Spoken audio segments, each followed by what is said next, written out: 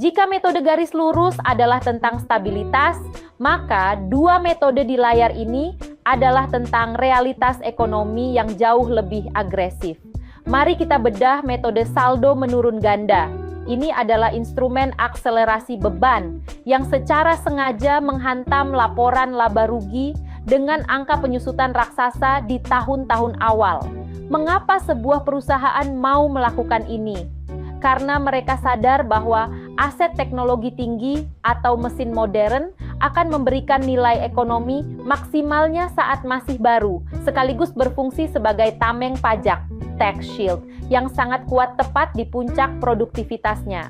Namun, jika Anda menginginkan keadilan absolut antara penggunaan fisik dan pembebanan biaya, maka metode unit produksi adalah jawabannya.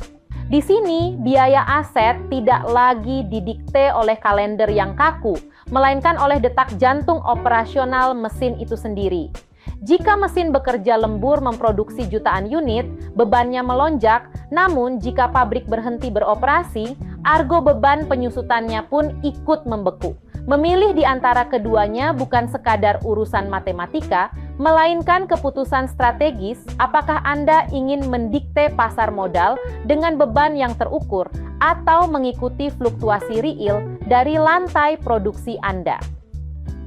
Di layar ini, kita berhadapan dengan hukum besi perpajakan Indonesia yang seringkali menjadi mimpi buruk bagi sinkronisasi laporan keuangan.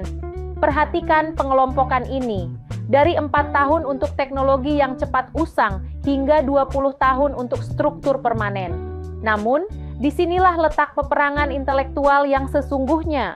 Sebuah perusahaan mungkin merasa mesin produksinya secara teknis hanya bertahan 5 tahun, tetapi negara memaksa Anda menyusutkannya dalam 8 tahun di kelompok 2. Ketidaksesuaian inilah yang melahirkan fenomena buku ganda yang legal, di mana Anda menyajikan wajah laba yang realistis menurut PSAK kepada investor, namun harus melakukan rekonsiliasi fiskal yang melelahkan untuk membayar pajak kepada negara.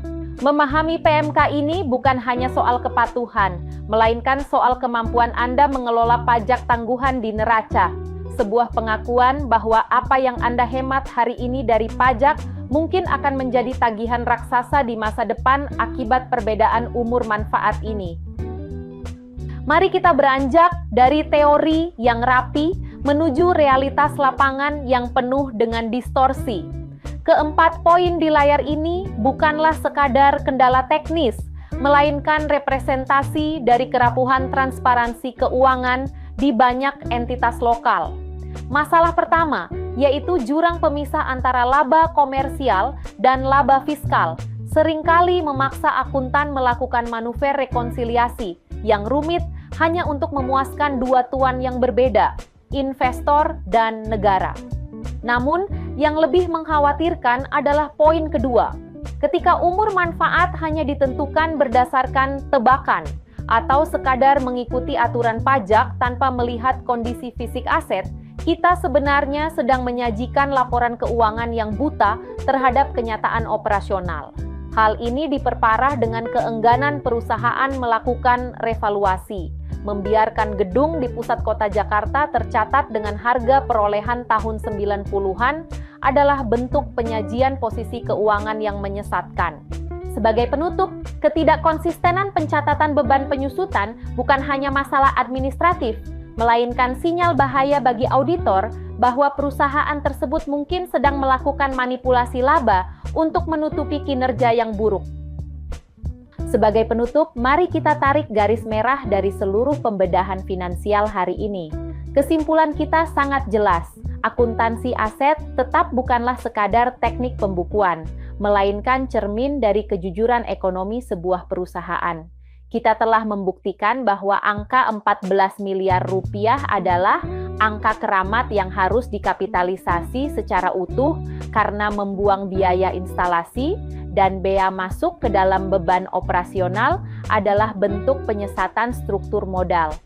Pemilihan metode saldo menurun ganda oleh PT Indofood bukan sekadar pilihan matematis, melainkan pengakuan jujur bahwa mesin Jerman tersebut akan mengalami keletihan fisik dan teknologi yang paling tajam di tahun-tahun pertamanya.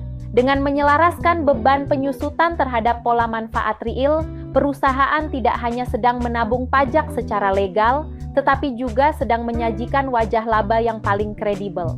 Pada akhirnya, transparansi dalam setiap desimal penyusutan ini adalah satu-satunya jembatan kepercayaan antara manajemen, investor, dan regulator. Tanpa integritas pada angka penyusutan, laporan keuangan hanyalah tumpukan kertas tanpa makna yang menyembunyikan kerapuhan fondasi aset perusahaan.